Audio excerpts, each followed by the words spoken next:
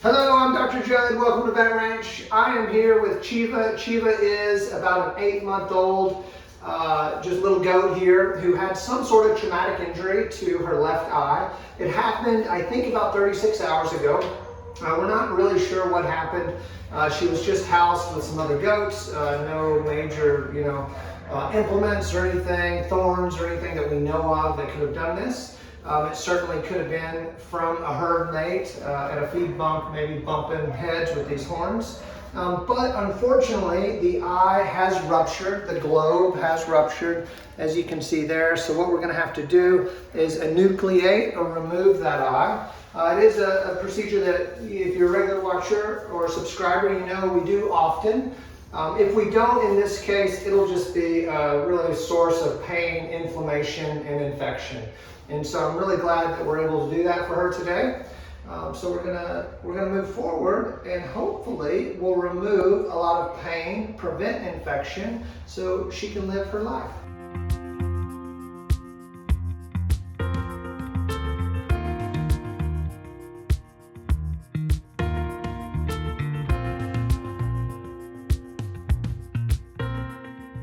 Okay, so we just got this surgery area all scrubbed up, cleaned up, and now that she's sedate, we can open these eyelids up and actually see what's going on. And as you can tell, this eye has had some sort of traumatic injury and needs to be removed. It's completely ruptured. She has no vision out of it, so this is going to be a good thing for her to remove this source of pain. Okay, so here's a enucleation in this young nanny of this ruptured eye. So we're gonna get it out of here. Sometimes these can be difficult because of the mask here, but we're gonna remove this eye real quick, hopefully. So one key thing about removing any eye, if I can grab it, is we want to get anything that could produce a tear. So anything like that, we actually need to remove that, because even though the globe, the eye may be gone, it'll still produce some tears, and that can actually become a post-surgical complication. So on the medial side of the eye here, so the inside, we're going to cut away and get the third eyelid and just as much as we can get done. Oh, did we miss the eye? So, man. Okay, this is part of it. This is part of it. Are we back on? Thank you. Great. I got a lot of help here. Sorry about that, guys. Thank you for catching that. So right now what I'm doing is I'm just actually dissecting the eye out, going around, and there's several muscles that connect to the eye. And I like to work my way around the eye and get those out as much as possible. And one major difference between this enucleation and others that we've shown on Vet Ranch is this eye is not traumatically popped out. Those surgeries tend to be a little bit easier because the eye is almost already dissected out.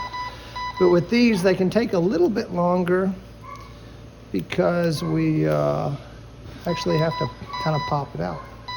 Yeah, let's get down to 5, please. So since we're doing inhalation anesthesia, we're adjusting that as needed. And no major headway here yet. As we can see, we're just working around the eye, trying to get it out.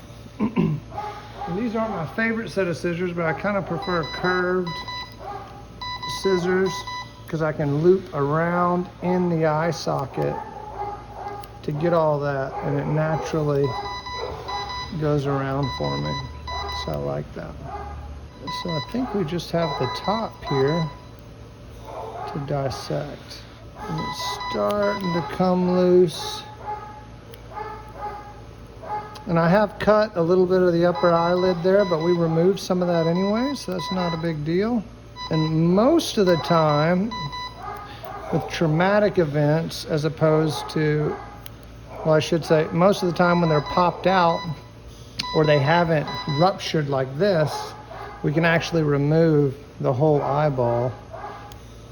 And that's kind of neat because then you have an eye that you can look at. Okay, so as we can see, this eye is starting to come out. It's not a big ball globe because it's ruptured already, and when I pull on it, it's actually oozing some more out. But the eye is starting to come out of the socket. And so what I'll do is once it's coming out and I feel like I can easily reach around, I will put a clamp on possibly, but I'll ligate with suture the optic vessels so it doesn't bleed. So again, we've dissected that eye out. Still attached there. That was a pretty good cut. Freed up a bunch. There we go. This eye is just about out of here.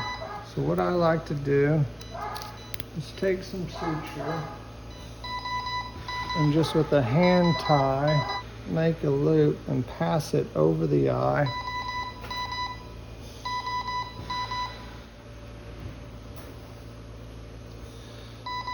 And I'll either use my fingers or an instrument, but I'll push it down into the socket as far as I can to ligate those vessels and artery as far back as I can. I don't know if you can see the suture. There's some of that eye rupturing. But we're getting it back as far as I can here. Good. Oh, suture broke there, which isn't a big deal because I'd already made some passes. Actually, it's a big deal. It broke. We gotta do it again. Big deal, big deal. That doesn't worry us, but we'll change our plan. So these are curved as well. So what I'm gonna do is I'm gonna go in there and grab that, and I'm gonna ligate behind that. The same sort of method here. Get as much of that ruptured eye as I can in front of the suture, and then we'll ligate that. There we go.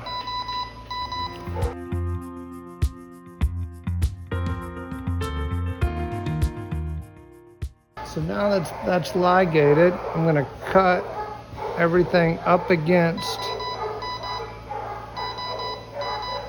this clamp and remove as much as I can out of there. Great. Do we have room here? Okay, it'll be just a second. Okay, so that looks pretty good. There is a little bit of oozing, but that's okay. I'm gonna clean it up just a hair. Get rid of anything that's past that suture.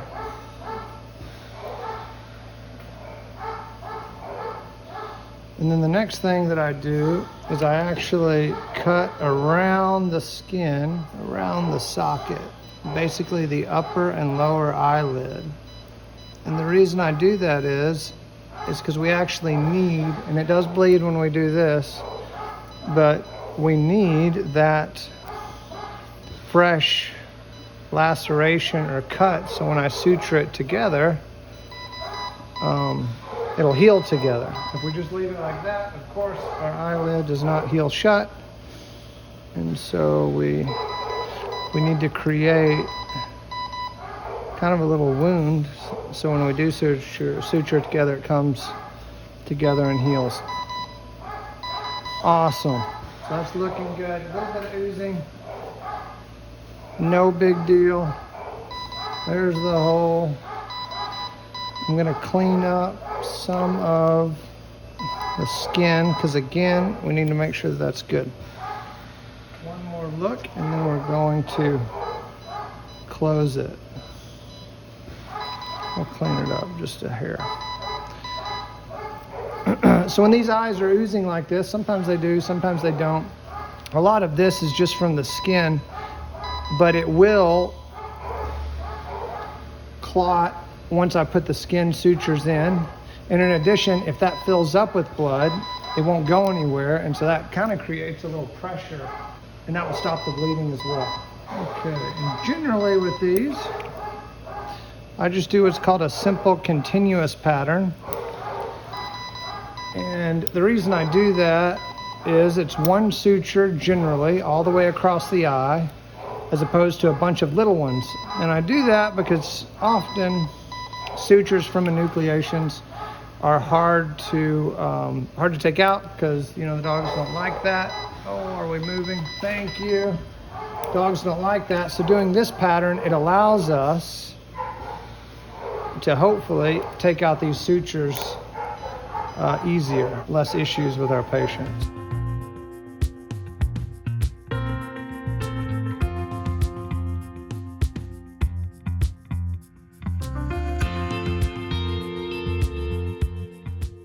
I always enjoy these procedures because I think it gives our patients instant relief from pain, plus the pain meds that we administer, which we're going to give this little goat an antibiotic injection, an anti-inflammatory.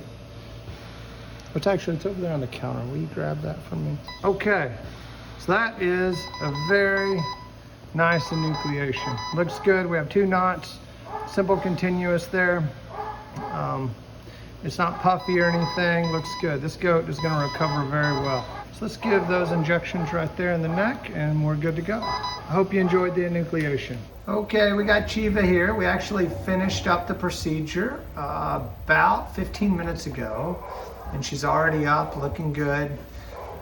All is well. We gave her some good anti-inflammatory pain meds, and I think she's a bit nervous. You know, these guys are herd animals, so I think they're always stressed out here anyways. But that's looking really good. Not a whole lot of swelling. A little bit of oozing where those sutures come through the skin. That's normal. We'll watch that. We got good meds on board. Hey, darling. But looking good. Up and looking good. Okay, we're here with Chiva this morning. This is about 20 hours after her enucleation, and everything looks good. Sheila, come here. We actually just introduced her to Sheila, and she's a bit reserved, but I have a feeling that they're going to open up. Relationships take time, but she's doing really well. As you can see, maybe, easy. That eye looks really good, a little puffy, but no drainage. I'm really pleased with that. One thing that we're going to do today is take a parasite sample. So the number one reason that I personally see small ruminants in our practice is because of parasite issues. The number one reason that I see death in small ruminants, unfortunately, is because of parasite issues. Whether that's because they have parasites that we're not controlling, or sometimes we'll actually see resistance in the dewormer that we're using. So it's always key to check for parasites. So we're going to do that, explain that a little bit, and just keep her going, and hopefully her and Sheila, April's behind the camera, and Sheila's eating April's something back there, April's shirt. So hopefully they'll interact, and then we'll get Chiva here with some other goats. One thing a way to kind of assess if a ruminant or a goat does have parasites is we'll actually roll this, roll this eye under. She said, no, I know. Right there. And you see her eyeball, and then it's a little pale. That's actually a little pale. Okay, that's okay. We're teaching here. So if you look right here, we have our globe, and then we have, some pink mucosa there. And one way to just quickly kind of assess a goat's anemia, which is correlated to if they have parasites or not, is looking at that. And sometimes we'll see animals that are white or have different degrees of shade of pink, or pink. Pink or red or whatever. And so that's a good way to look at that. But Dr. Carey and I, with our personal goats, we're constantly running parasite screens, especially with any new animal. So let's go do it. So we've taken our sample from Chiva. We have a little bitty poop in here. This little nifty thing is called a fecalizer. It's actually progressed since I was a technician, or in my life we just used little vials. But what we do is we put the poop in here, and then we stick this on and we mash it in. And what that does is that filters all the big product, or all the big the poop particles. Particles, all the same. So we put that in there, and this solution is called Fecal Sol. And what it is, it's a very, generally a salt-based solution. But what it does is we put it in there, and I actually like to move it around to kind of break some of that poop. Oh my gosh. So here's the deal. Here's the real deal. Is I rarely do these anymore, right? I've done thousands of them, but clearly I'm not the best with the fecalizer. I need just the pill vials that we used to use. But with this new fancy situation, you put it in, and then you kind of grind up the little poop, and the big particles don't float to the top, but some will. And so we mix it all, and then we snap that in, and that makes it watertight. And then we fill this up just to the top, where there's just a little bit of bubble there. Not that bubble, but just there's just a little bit like that. Just right over the top, and that may be a bit much. And then we find our slide here. Oh my gosh. You're so close, it's hard to like. Shout out to all technicians, because this is always, I can't even get these slides apart. Anyways, you find a slide, a cover slip slide, and you put it on top. And what happens is because of the solution, the eggs, which we're actually looking for, float to the top and stick to the slide. And then when we remove the slide and put it on, and this is actually a cover slip, we remove the cover slip and put it on a slide, then we can look at it on a microscope and identify those eggs. We set a timer for 8 minutes. I've never used this before. 8 minutes, which is actually 8 minutes and 57 seconds, because I went too far. I don't know how to go back. But we'll set this up, and we actually have this little container, and we set it up so we don't make a mess. So we don't do that. But I always make a mess. There's a reason I'm not a technician, for sure.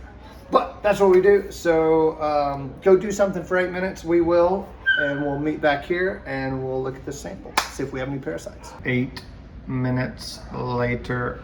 Okay, we have our little goat's parasite screen up on our microscope here, so I'm going to do some little focusing. We did find a few different types of parasites. So one is a strongyle, and that's actually that dude right there. And you can just see the egg. There we go.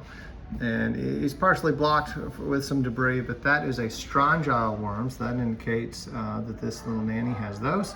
And also we can see this little dude right there is Coccidia, which is a little Emeria, which is different than a worm, but is still a parasite. Sorry about the shaky. We need to address that as well. And that is one key reason that we do these parasite screens, because most dewormers will take care of those strongyles, but will not take care of the Coccidia. So we're gonna treat her for strongyles and Coccidia, and that's in tune with what we're seeing on those eyes. Her a little pale, so we expect that color to improve and her to do well.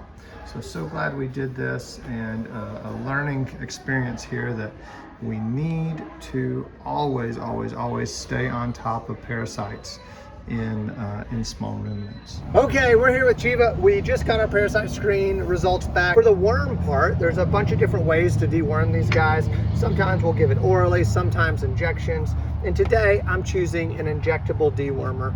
And so what we'll do is we'll give this, and this should knock out the strongyles. Now we will check the parasite screen, because as we talked about, we see a lot of resistance in small ruminants to certain dewormers. It's key to check on those fecal samples, those parasite screens, to make sure, hey, we're doing what we can. And I always try to educate my clients, staff, everybody to continue to check those eyes, because once we get rid of these parasites, it should pink up a little bit. And there's actually some scales that you can look at online. So we'll give this injection to get rid of those strongyles.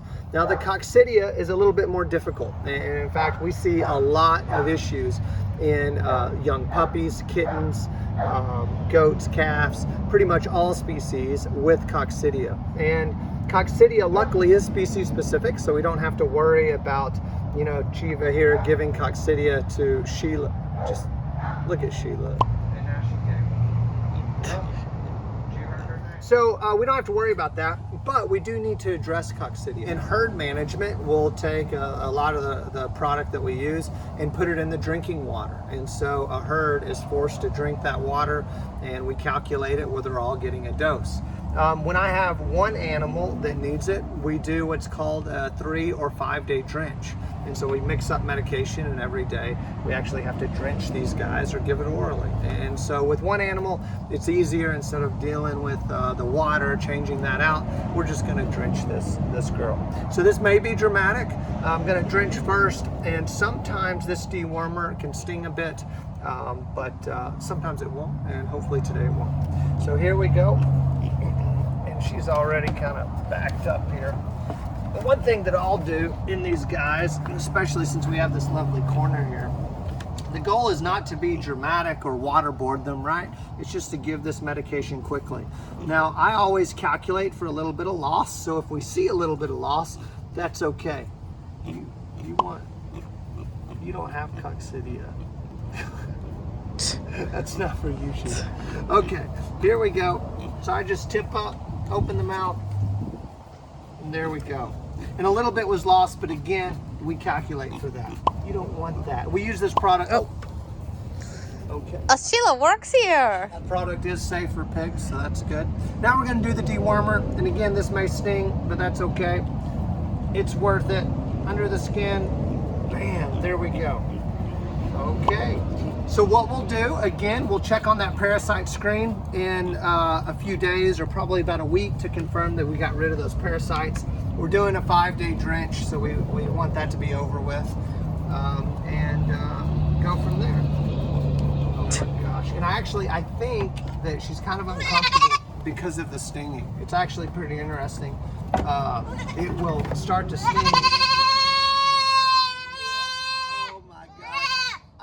Be dramatic. So it'll sting for just a few minutes, but then she'll be okay.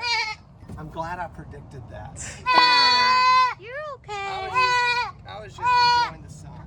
Cool. Now we will definitely get some footage here, and she's already settling down. She says, "Why did you do that?" She's not even looking at us. You're mean. I know. But we only have to do that once, and so the drench will be for another 4 days. And don't worry, just take a deep breath, have some coffee, and you're about to see some happy footage because it doesn't sting long term. Hello, I'm here with Sheila, of course, trying to be the star of the show. She's a little upset I don't have anything to feed her, but really doing an update on Chiva here. We are about 6 days out from the procedure. Her eye looks really good, no significant swelling. I generally leave those sutures in until about 14 days, but no oozing, no swelling. That looks really, really good. These guys are kind of tripping me out because they've really become pretty fun buddies here. We'll see them kind of messing with each other. Of course, they've made a mess of their run here, but that's okay. Oh, Sheila. And anytime I'm filming anything and Sheila's around, she just has to get into it. You want some scratchies, Chiva? Okay. Chiva will come around. So I just want to give you about a week update. Everything's good. And she has a partner, which I love. Look at him. What? My goodness. Sometimes with these pigs, I try to scratch them like super aggressively just to see if they'll back off. Look at her hair standing up. She's like, no, more. But you can't really pet some of them too aggressive, which I get a kick out of. Anyhow, Chiva's doing good. Yes.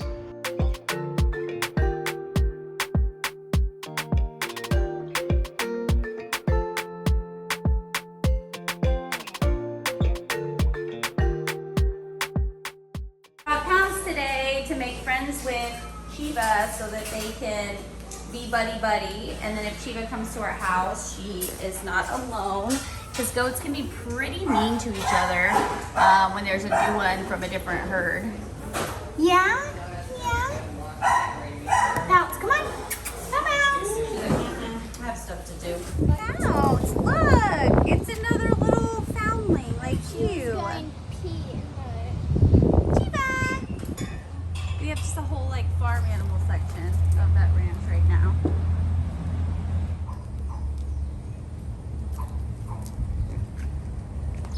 The moral of the story today is goats need other goat friends. Hi, yes, you're cute. Everybody loves you. Oh my gosh, look at Pounce's huge.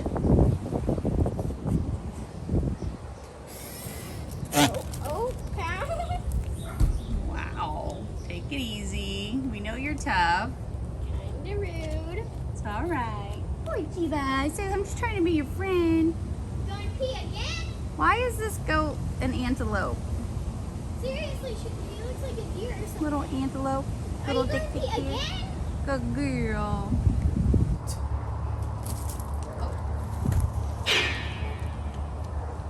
She just looked at me so hateful. She's like, don't sneak up on me. You know I can't see out of that side.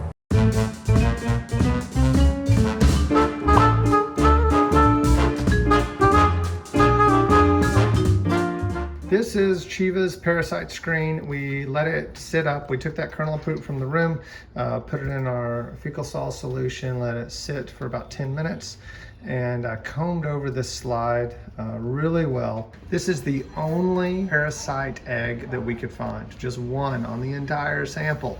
But this is why we do it, to identify, you know, what we haven't taken care of.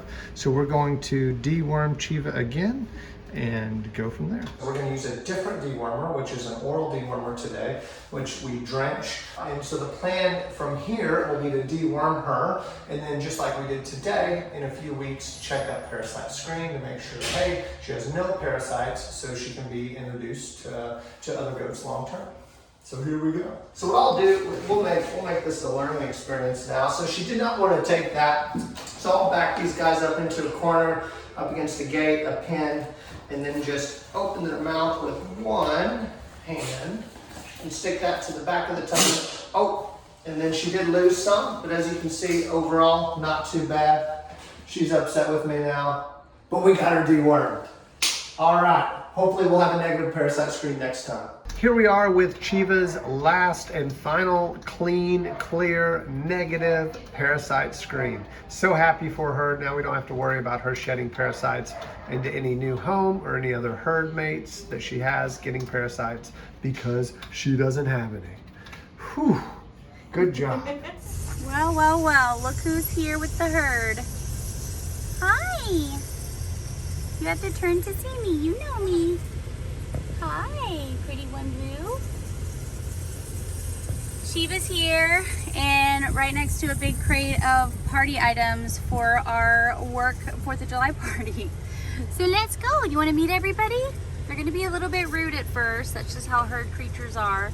First instinct is to just protect their herd. Turns out she doesn't like to be carried around. That's not surprising. Uh-oh.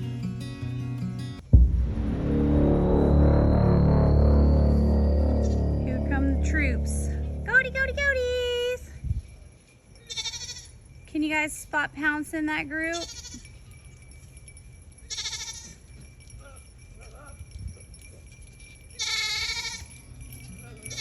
Aww. She's like, hi, I'm a goat too. I feel like my goats aren't even really... Now they realize she's a different goat.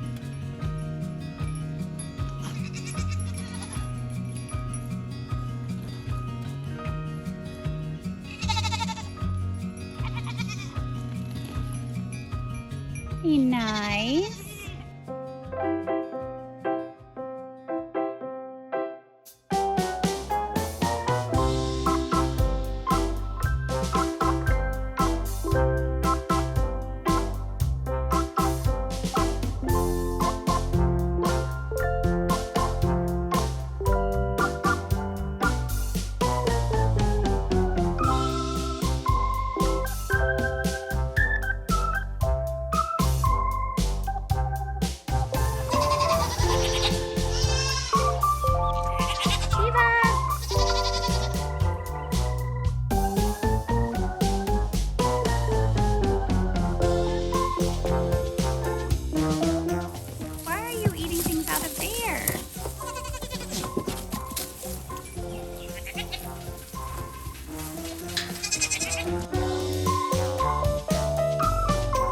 Let you grab her. Yeah, she's pretty. Sorry, Steve, I don't get And you can always sneak up on her left side, you know.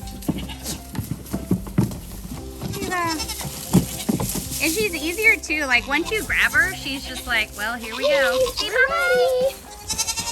Mama. Well, guys, from the chorus of screams behind you and from my red face, you can tell that Chiba is finally home, parasite free. She's fitting into the herd well. And we just want to say thank you guys for all your support. Thanks for watching our videos. We could not take little goats like her that are perfectly happy with one eye and save their life without you guys. So thank you guys so much, and we'll see you next time. Bye.